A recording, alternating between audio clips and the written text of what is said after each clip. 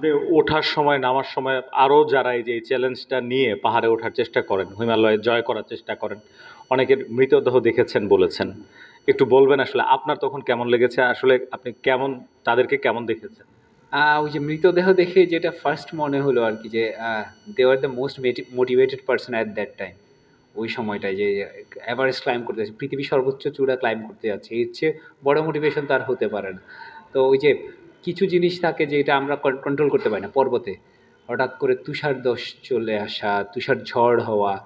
তো আহ, আমার সবসময় ওই সময় মনে হতো আর কি যে প্রকৃতির চেয়ে বড় ডিসাইসিভ ফ্যাক্টর পৃথিবীতে আর কেউ নেই আর কি। আপনি বলছিলেন যে জলবায়ু পরিবর্তনের একটা মানে বড় পরিবর্তন যেটা, সেটা সেখানে আপনি সচক্ষে দেখেছেন। জি। কি পরিবর্তন দেখেছেন? পরিবর্তন দেখেছি যে গ্লেশিয়াল রিট্রিট, গ্লেশিয়ালগুলো পিছনে সরে যাচ্ছে।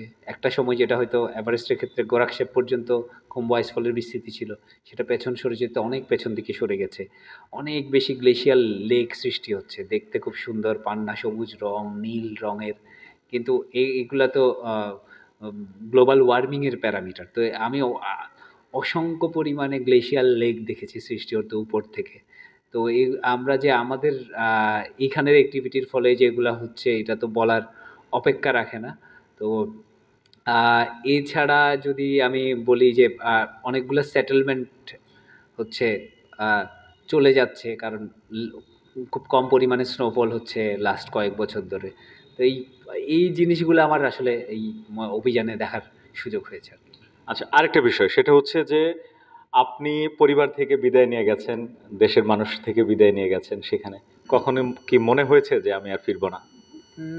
না, আমার পার্সোনালি ওরকম মনে হয়নি। আমার আমি মানে আমার সবসময় বলি I was prepared well and আর ক্ষেত্রে শুধু যদি একটু ভয় যেটা কাজ করে থাকে সেটা হচ্ছে তুষার ঝড়ে পড়াটা।